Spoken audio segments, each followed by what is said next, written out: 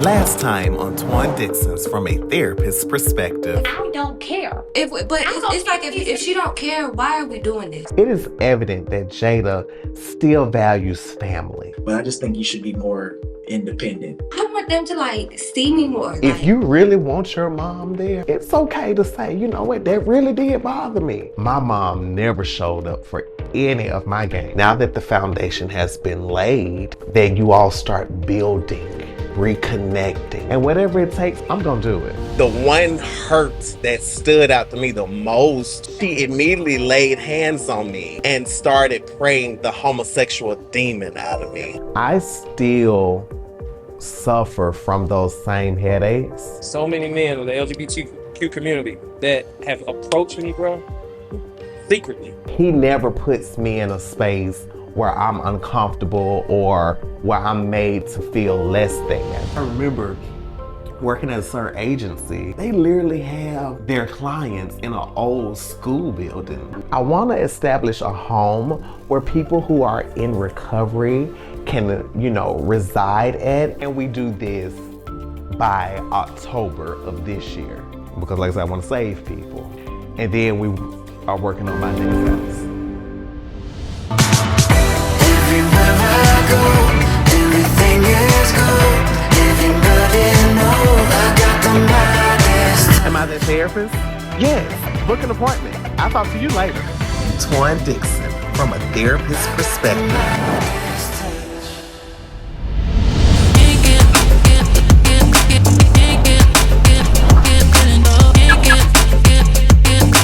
So I am back in Atlanta. Had to go home to Birmingham. But while I'm back, I need to meet up with one more familiar face that you may have seen before. And hey, I've been dying to meet with him as well. Hi, Rico. Yes, bring me a beverage. Thank you. Hello. So good to see you. None other than Rico Cassadine. You've seen him on Chasing Atlanta. But now we're catching up, seeing what's going on in his life over the past couple of years. Even talking about some of that little social media drama as well. And also how he's navigating things since we last saw him a couple of years ago. Listen, where you been? I've been hiding out. Well, I've been here for a couple of weeks. And I said, "Oh, Cassadine, let me set up some time to meet with him." Okay. Ain't nobody seen you in a long time. It's been 2 years. It's been like 2 years. So the last time I saw you, someone sent me a video of you tussling down at the bar. Get off me, bitch! Get off me! Dog, yes it was. That was me. What was going on? Like I said, I know it's been a couple of years, but what was going on at that time? Because I know you had some relationship stuff going on. That was going the time of I call it my era of the crash out. Yeah. I had just broken. That was right nearing almost 3 or 4 months since me and my ex had broken up. And what happened was I was at the club, I was with another friend, we were drinking, and that person and another person that, I've had beef with over online for almost 2 years. And that a person threw a drink in my face. Yes. Literally threw a drink in my face. First of all, I've never worked with you on any kind of web series. Right. All your issues with me stem from online. You thought it would be cute which they admitted later on that them and my ex were doing things intentionally to get at me. Right. And once the drink got thrown in my face, I was like, okay, we're not on Housewives of Atlanta. We're men. We're not throwing drinks. Yeah. And I just you went for it. And I took a chunk of their face off with me. But that's neither here nor there. Yeah. Seeing that video of Rico in this tussle out at the bar, I was just extremely shocked. A lot of these issues or fights or things, altercations that we see and they're played out in the public, you never know what someone may be going through. It could be things from their childhood experiences that have gone unresolved. It could be just things that they're currently dealing with. It could be triggers to trauma, which we call trauma responses. So I want to get to the root of what was he going through in that moment that made him retaliate the way that he did. You know, what have you been doing just like since then, I guess, to kind of put you in a better space? Because usually when people kind of take time away from the public eye, they've probably have been on a spiritual journey or on a therapy journey or just some sort of cleanse for themselves. What is Rico been doing? Well, that first year after chasing ended, a lot of people saw I lost a lot of weight. What happened was, the Ozempic rumors and all this kind of stuff. It was depression. Yeah. Like, I was literally at home crying in the bed, not eating. When I was in middle school, I suffered with eating disorder. Okay. I had eating disorder, and I was a cutter. I was big, and I was, not wanted, and I was like, well, this is why this happened to me, because he literally told me while we was arguing that, you're fat, you fat and sloppy. A lot of people say it was Ozempic or whatever. Granted, I did try Wegovy. I had a couple of shots, but I couldn't afford that. So after the 2 shots I had was done, I had to try to keep the weight off myself. Right. So for like a good 4 to 5 months, I was literally eating and throwing up. Yeah. One of the things that, like, for me as a therapist, I see with clients I've worked with over the years is that they have what we call the wounded inner child. And a lot of times that inner child is so wounded because of rejection, because of abandonment. That person like insulted you.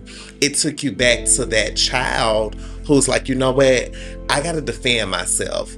And then when you mentioned about the cutting, just kind of, I guess, to kind of take me back to like, what is your earliest memories of like, you know what, I'm just gonna start self-harming? High school. It was during high school because in high school I was forced to play football. My mother never allowed me to explore my creative side. I literally joined every thing I could join in high school so I didn't have to go to football practice. Right. During practice, stuff would happen. And then just one day, I just took a race and I was like, and it felt good. Like, it felt like a release. Yeah. And then I was like, I just kept going. And it felt like I was relieving some of the pressure. It felt like, how you get a pot that's boiling up and it starts bubbling. I felt like every time I would cut, it was just like a release. Yeah. Hearing Rico open up about the fact that he was once a cutter, I was definitely shocked to hear that. Oftentimes we hear about the self-harming behavior. The stigma has always been associated with women, but here it is, we have a man that is open up about, hey, I once engaged in self-harming. So of course that was a relief when he shared.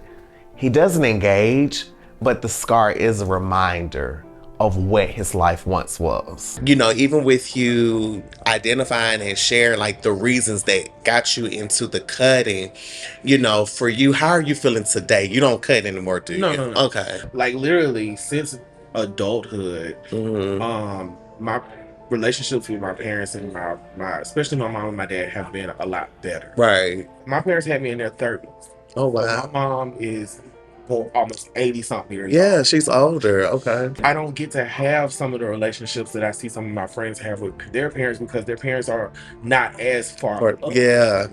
And I can't sit here and harbor all this hate because I don't know how long I have it. Yeah, it's okay. Oh, you about to make me cry. Because I think about that all the time. I don't know how much longer I have with my mom. Yeah. I'm not going to be lucky enough to be 40 and still have my mom and my dad around. So it's like, it really hit me when my grandmother died. Ooh. It's okay. The biggest thing I wanted to do was be there for my grandma. Yeah. Or family, when that situation happened. And just by the luck of God, I was home that day when she passed. Yeah. So I had to help my father lift my grandma up and lay her out. And help him with chest compression. I had to sit there and watch my grandma lay on the floor until the ambulance came. I had to hold it together to go get my sister. Yeah. I had to be an adult. I didn't have time to like sit there and just cry. Right. Yeah. Yeah. Because it was a bunch of things happening. You had ambulances coming in, people asking for medication, asking what happened. You had so much going on. One day I have to do that for my mom and my baby. Yeah. And it scares me because I don't want to lose them. Because I've had so much time where we fought against each other to where I didn't get to have the time where I got to go on cruises with my mom and all that kind of stuff. So it's like, Yes. I get I it. just think about stuff like that because at this age, I was telling my friend the other day, one day I'm going to be the one that has to take care of the house that I'm in. Yeah. You know, hearing Rico in this present moment talk about, you know, providing care for his elderly parents, I resonate with that on so many levels. Just really took me back to those moments of me being in that caregiver role. One of the greatest things that Rico can do as we're sitting here talking is to really stay connected to those relationships. It's a familiar dynamic, and I want to support him in navigating that as best as possible. I actually had found a letter my grandmother wrote me 22 years ago. Don't be afraid to tell people how you feel. Don't be afraid to tell people that you love them. And it's unfortunate that, you know, a lot of times we get in these different friend groups and situations and people hold grudges or we get into these altercations, but we don't know when the next time or even the last time we'll see someone. Appreciate your vulnerability and your emotion because it's coming from an honest place and it doesn't show that you're weak or anything, but that's the reality of things. Like, we do all the things that we desire to do, but when the cameras and stuff go off, like, we just really got ourselves and our feelings and our thoughts and our emotions. I know it's been like a couple of years since everyone seems like the main group of everything. Are you still keeping in contact with anyone? I reach out and I talk to people. Like, of course, me and Tonka talk all the time. Yes. That's nasty. Yeah. I reach out. I just, no shade, I just talked to Tony today. Like, I joined the show to make friends. Yeah. And that's always been my thing with being on the show. I didn't go on the show to be that girl or that this. I really went on there to make friends. You know, I think that last season, outside of like the stuff that you were dealing with in your relationship, I just kind of think you came off more as like the peacemaker that last year. I'm glad that you still keep up, you know, check in with the group. Even when that pepper spray situation happened a long time ago, I'm like, and what? To be fair, I got in trouble because I'm not a fighter. Right. Really, that's not. Yeah. I'm aggressive, yes. If I have to, yes. Yeah. But naturally, I'm a nurturer. I'm loving. Right. Everybody call me that big auntie. I feel like somebody's auntie. Yeah. And knowing Rico, of course, we know over the years, we've seen him have some really high moments and we've seen some low moments. Being in this space of entertainment or this public eye, whether it be content creation, presents its own challenges, especially in the African American community. You know, there's always this expectation of wanting to please the audience or do what the audience wants us to do and say what they want us to say. And it's always that judgment. But when we recognize those challenges early on, then we can recognize how we're going to navigate these different spaces. So that way we don't detour from what our actual goals are at the end of the day, in the public eye and outside of the public eye. I definitely, you know, appreciate you making time for little old me while I've been in town. Bring me to this spot. This is cute. It's a good, nice. I've been here almost 7 years now. And I didn't have to pay for parking. One place that in Atlanta that you don't. Thank God, good. Let me trickle on and get on this road. No, and I thank you for talking. You are so amazing. Yes. It is important to know that healing and recovery, it's a journey, but not a destination. There will be ups, there will be downs, but each step forward, that's a victory. If you know anyone that is dealing with any type of mental health crisis, please tell them to pick up the phone, and dial 988. They can also text 988 as well. That is the National Suicide Prevention and Crisis Intervention Lifeline. We are here to help, but we have to help each other and stand together.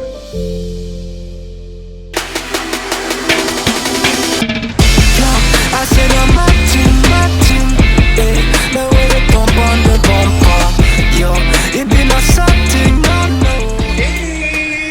Ish. Hello. How are you? So good to see you. Good to see you too, friend. So today I am meeting up with my good friend and colleague, fellow licensed professional counselor, Cody Smith.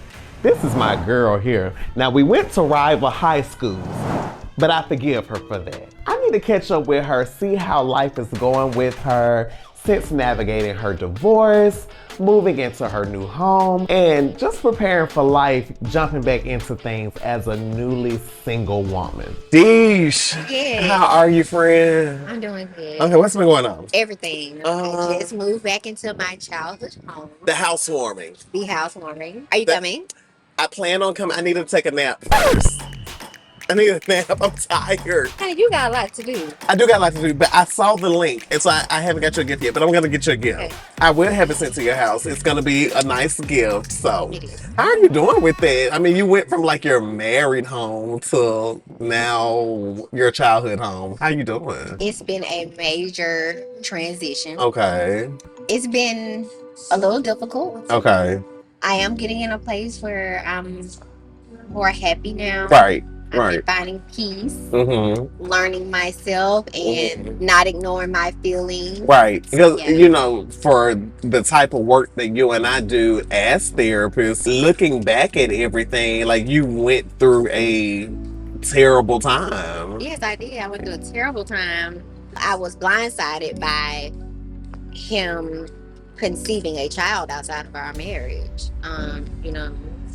I just woke up one morning and I had a message on my phone like, hey, ask your husband about a child being born. So while I was out of town in Las Vegas, my good friend Cody called me and she revealed to me that she received a message on social media from a hidden account, basically, of someone revealing to her that her husband has a child. My heart just broke for my friend because here it is, I am so many miles away, and now my friend is having to deal with this struggle of infidelity and now having to find out if this is true, when did it happen, and why did it happen? You said, friend, this is the third worst day of my life. Yes. Because, and I'm like, why is she saying this is the third worst day? Like, I get it. Because I remember, like, you telling me your mom passed on this specific day. Your dad passed the next day, but it was several years later. And now, several years after your dad has passed, a child is born the next day. And when I did the math, you were in the hospital at the time that this lady got pregnant. Yes. This had to happen while I was in the hospital because during that's where I was. I was sick. I had to be, I couldn't go to work for a month. Right. And I was in ICU because I didn't know I was having a sickle cell crisis. Right. I did think about like some of his absence not being at the hospital as much as I thought he was, because I really wasn't coherent a lot of the time while I was in the hospital. But I did realize, because somebody that you love, you have a connection with. Yeah. And I could feel, and I knew that he wasn't there. Yeah. I was so upset for you because it's like, even though I am a man, I've seen that happen to women so many times. Dealing with infidelity is it's such a betrayal as a whole. Here it is, Cody was in the hospital fighting for her life, not knowing that the picture perfect life that she wanted or thought she had was now shattering and falling apart. For anybody that's just like dealing with infidelity or in that position, get out while you can. And for someone that's on the end of being the cheater, let the person go. Had Cody not received that message, this could have been 18 years of unknown information that we all would have been oblivious to. My outlook now is I'm trying to get to a place where, I know my ex-husband is the person that I thought that he was. And now I'm realizing that maybe he wasn't that person, or maybe he is. He just may be in a dark space in his life right now. But learning to just, care for myself. Yeah. Doing stuff I like now. Enjoying stuff that I like now. Things that I would do with my husband that we would do together. Like, doing those things alone now to, find out who I am now. I am having a event where I am bringing Black female therapists together. Okay. It's going to be an intimate event because I do think for you, Cody, and I've seen your growth in this field from the first day we met as co-workers to now having this lifelong friendship. I do think it's important for you to connect with other therapists. Right. Even just kind of talk about what our own struggles have been, what motivated us to get in this field. And then also, I want to present an idea to everyone for Mental Health Awareness Month 2026. Okay. I wanted to talk to her about just getting together with other Black women therapists here in Birmingham, because yes, I am Cody's best friend in the therapist world, but I want to get her connected also with other Black women therapists that look like her. And I also want to present the idea about potentially putting together a mental health awareness event. So I want to invite Cody out to this particular just intimate roundtable event. So I'm gonna send you the official invite with all the information, location, dates and time and all that stuff. Yes. So tell me about what's been going on with you and your mom. They're going. I really don't know what's going on with me and my mom. From the information that was brought to me, my mom lied on me about something. This project that I'm working on, just really finding balance, and at this point, forget the cameras. I asked my mom to film with me. I canceled it. As a producer on this show, I canceled the filming. It's not that, I'm trying to paint you out to be a bad parent, but there are people out there that are like me who have been adopted and they want to know, why couldn't you take care of me? I am about to be 38 years old and I still don't know why you gave me up for adoption. I'm now in the process where I feel like, I think I may eventually want to make a phone call, but I want to kind of get the opinions of, my dear friend in this profession, as well as I want to meet up with someone else later on before I decide to make this decision, because this relationship is really starting to test me and take me to a space where I don't want to be in. Like, how people post about National Daughter Day? Right. You post my sister like it's no tomorrow. But when it comes down to National Son, you don't post me. And yeah, you don't even post my two brothers. Are you okay with having a gay son, but internally you despise having a gay son? Like, it still makes me feel that way. Yeah. When it comes down to my mama's side of the family, I don't know none of them for real. Like, hell, my mama don't even know her own daddy. I don't know none of them. I'm just accepting that, maybe it is, I'm just not one of her favorite kids because she didn't have to raise me. Right. And that's just kind of where I'm at with it. And maybe one day we'll be okay. I love her. I authentically love her. Yeah. I just don't love certain actions and behaviors. Yeah. She don't give a damn about me.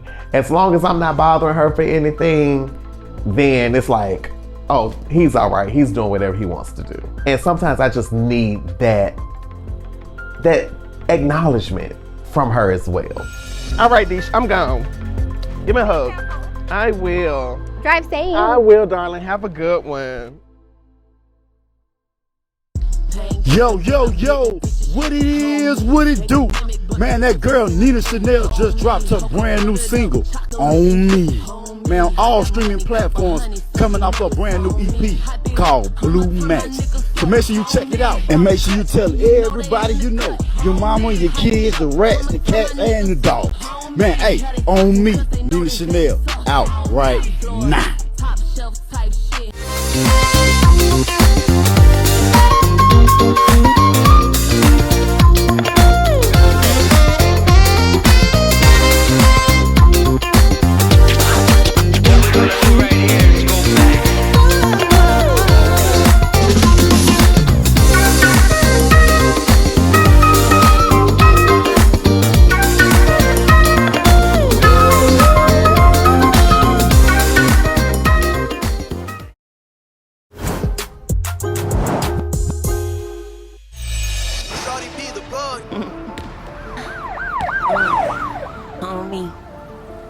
Whatever I put it on God, but I put it on me.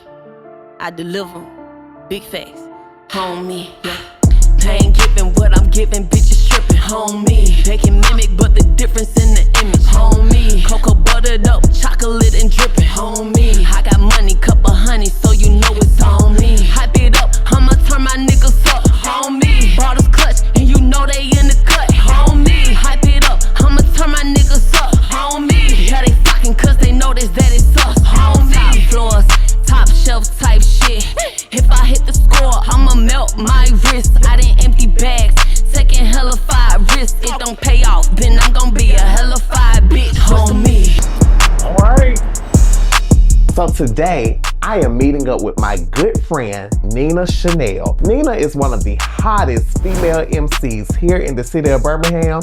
And homegirl is about to take over the nation. I'm going to the studio where she's at because I know she's in there dropping some beats. And I'm about to get on the remix to one of these songs. Hey, babe. Hi. Hey, boo. Yeah. I came to drop some beats. Yes. No, some vocals, bro. Vocals. Some vocals. Oh. When I go in here, I need the song. Oh, you trying to jump on? Oh, I'm finna jump on the remix. I'm finna jump on the remix. Yeah, good luck. But it's good seeing you, boom. Yes. Come on, babe. Yes. Come on, babe. Yes. I got a song on my heart. Oh. Let's make love Give in it to the him. studio. Give it to him. Yes. Yes. That's what I had on my heart. Come on, let's sit down. Let's have a seat. Yes. All while catching up with her because she's been traveling and promoting her music. And I need to talk to her while she has a brief moment. Hey, boo. You got me in the studio, child. I do. You got me here. You dropped some vocals. Listen. There is still a chair. Even when there's no one Eat. sitting there. Rest in peace, Luther. I got nothing on you. What you been up to? Surviving. Okay. I know the last time we talk, you were like were you Chicago somewhere? LA. Okay, wherever you was at. So The shade. what's been going on? How's the music? How's the family? How's work? How's relationships? How's just life? Etc. etc. Uh-huh. Honestly, no cap. Everything is chaotic. No lie. Mm-hmm. Family chaotic. My sister pregnant with a third and living with me. I about to say the one that lives with you. Yeah. She had to move back due to abusive nature of the new father. So it's not the last father. It's not the last or the before last. It's a different father. 3 kids, 3 different men. And it's not for me to spill on my sister, but she's not clean. As far as Period. Babe. Oh. I have 2nd level OCD. You got your money from the government. It was $40,000. You spent it on that man. That knocked you up. And now you're back at my house. She wasn't being responsible with her finances. Oh. And so she moved back in with you. Very much so. Mm-hmm. I don't want to live with her. I understand her frustration.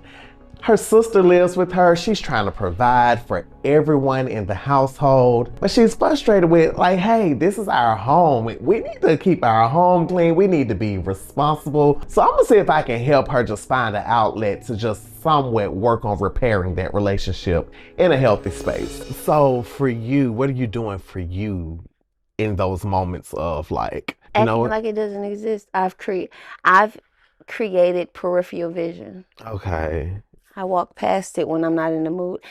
Crown Vanilla gets me through a lot. Well, is that working for you? And I hate to say that it is, but yes, so. I have a pushover personality. I don't know where I developed it from.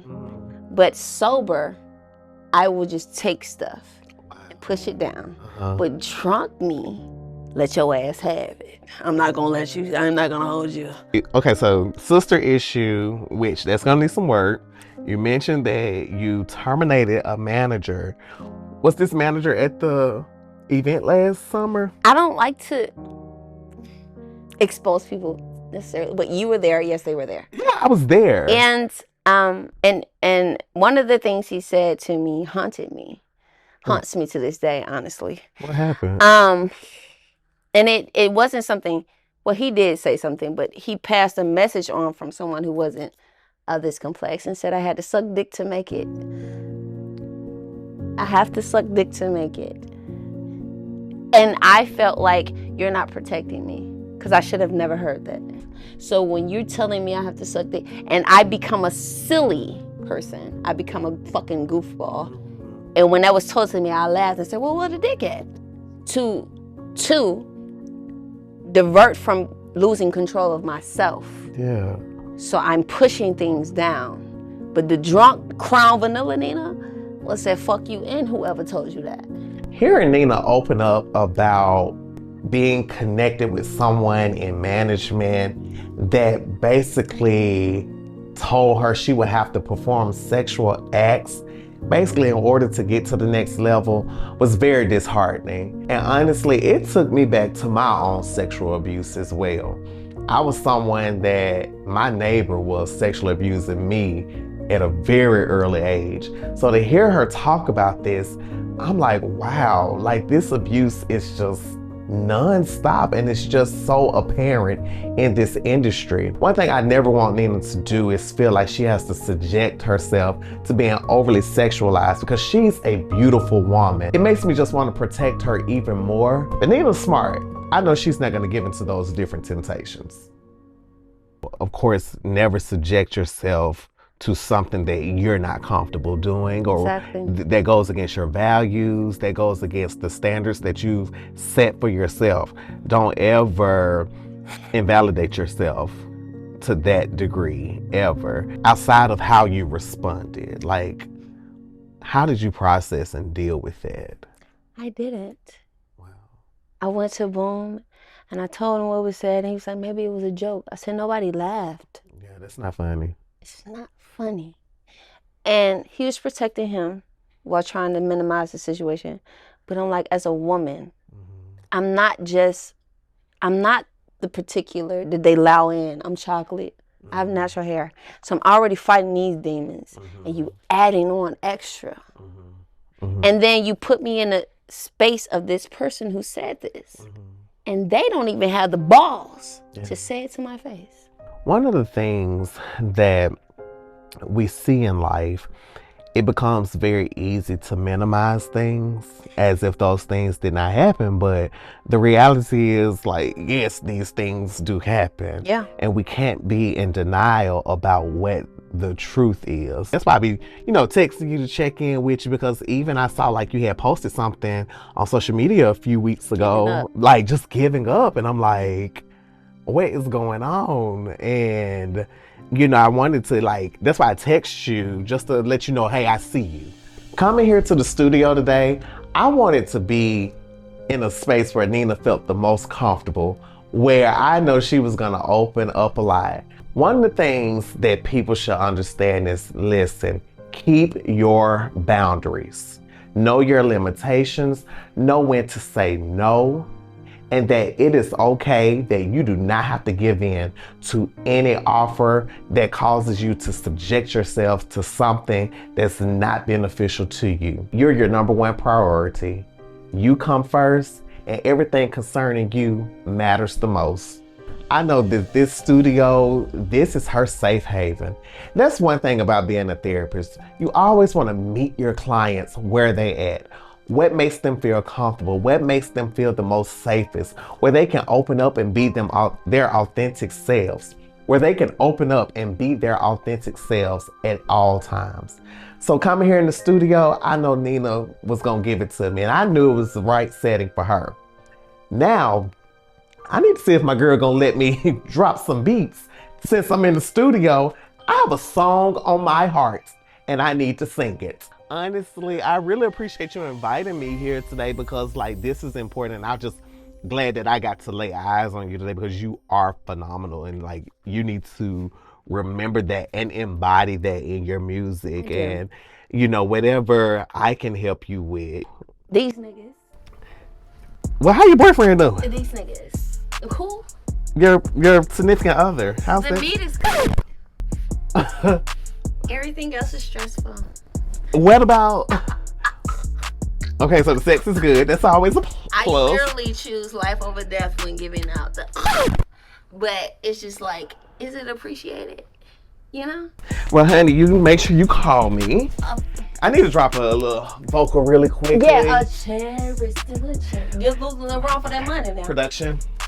Even when no one is sitting there. bow, they ain't gotta see the drop. They ain't gotta see it. Listen.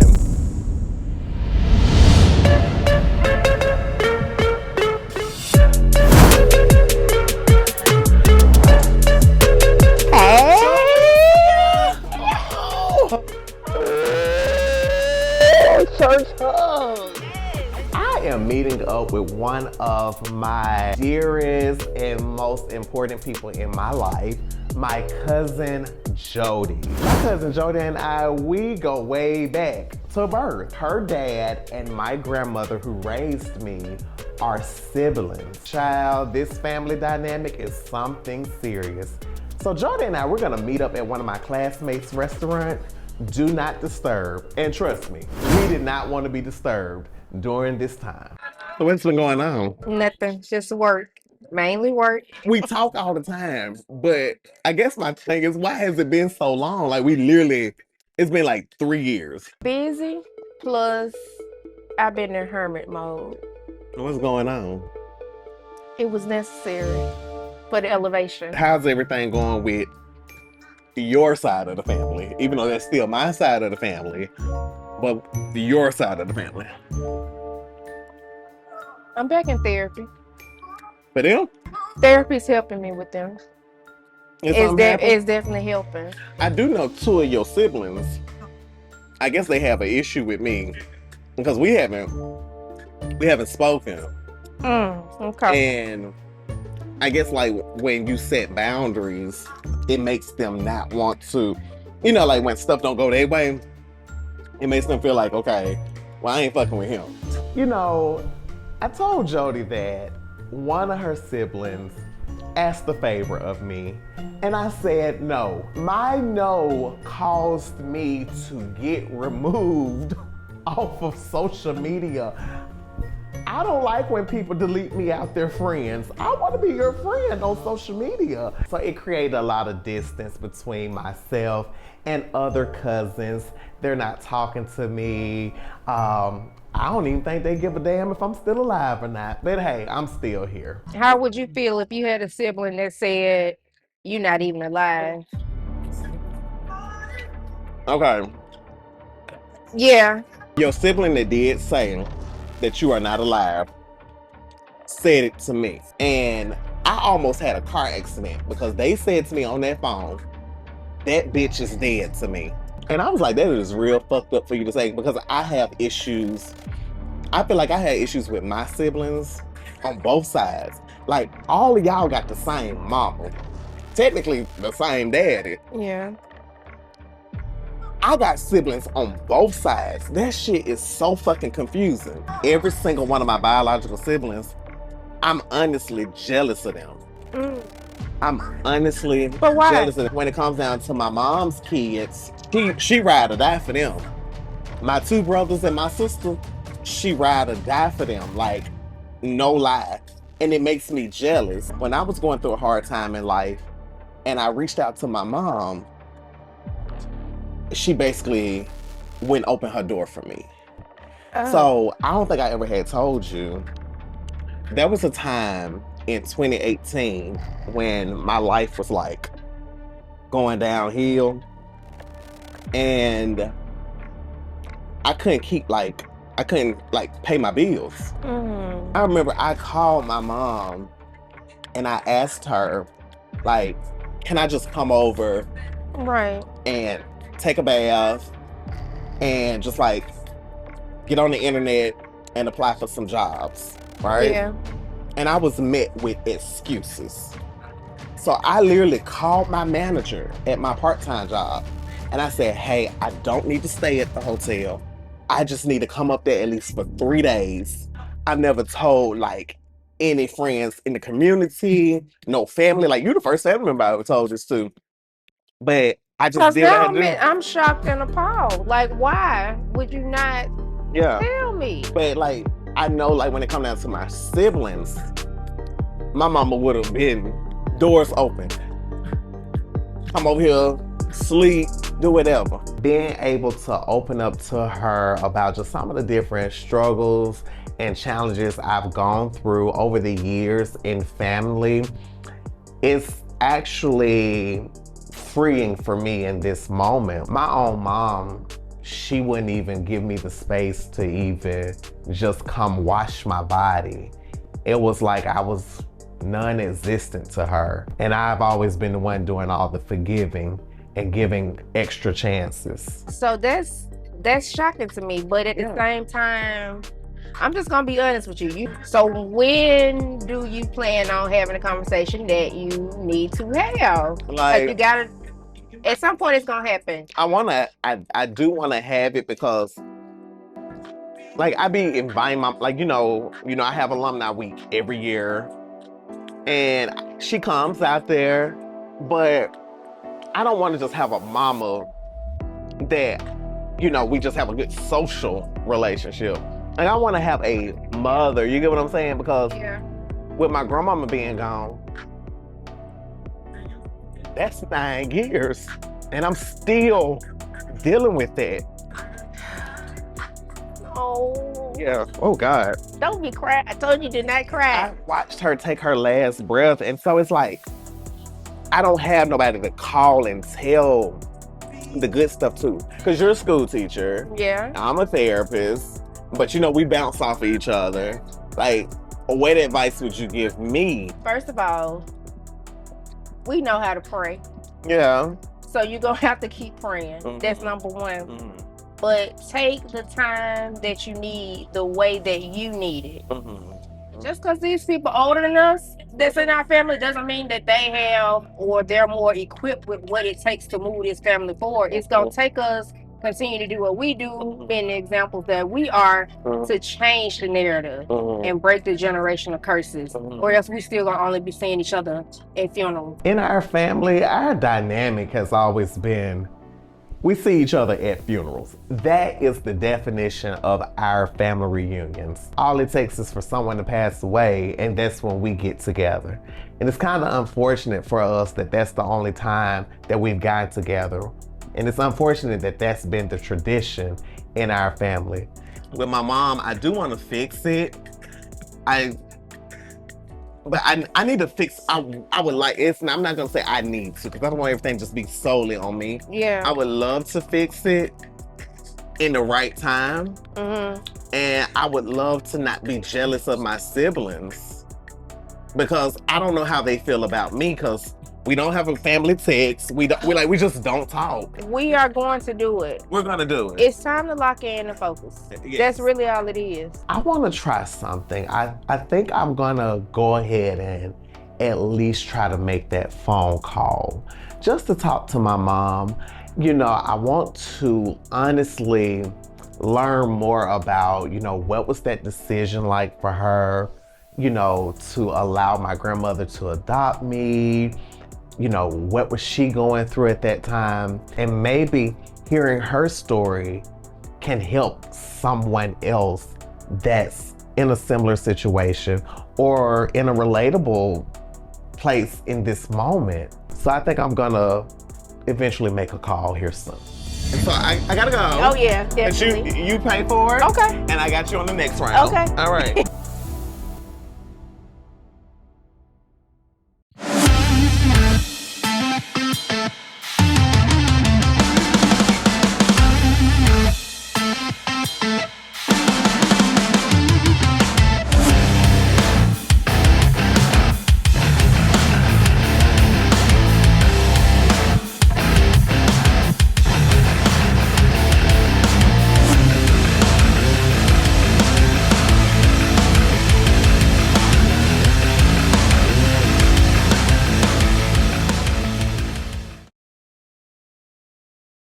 Accomplishing Goals Counseling is now accepting new clients in the state of Alabama as well as the state of Georgia.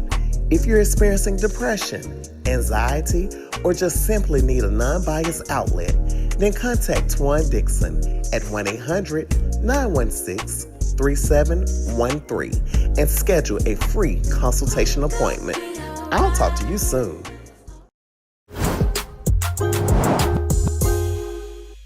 You've been gonna wait so long. You've been gonna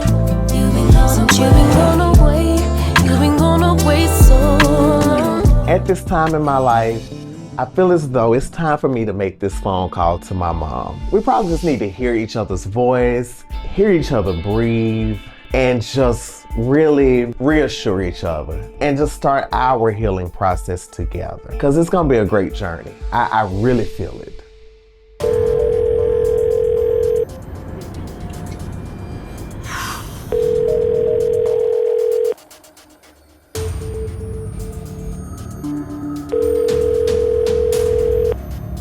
Even when things are tough, hold on to the belief that hope is always possible. Do not let setbacks define you, but learn from them and use them to build your resilience. Your call has been forwarded to voicemail. Experiencing my mom not answering my phone call,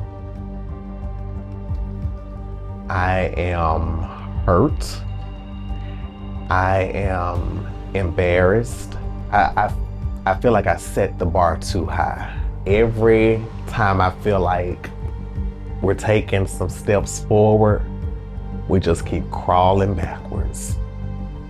Maybe my family has been right this whole time. I will never talk to her again. How we feeling, Twan? Did she answer? No. Are we filming this? Can you cut the cameras? Because I don't want this in the show. Where I'm at in life right now, I am just on this journey of how I'm helping other people. But for me, it's like where the answer's at that I want for my own life. I'm at a place where I just don't give a damn what she does. And with all the information that I've been given, I just overlooked that. But at this point in my life, I am done. That relationship has gone. I don't want this in the show. Don't put that in. Why not? Because it's not fair. I'm done filming for today. And right now, can't nobody change my answer. I honestly do not care anymore. I'm done filming for today. I want this.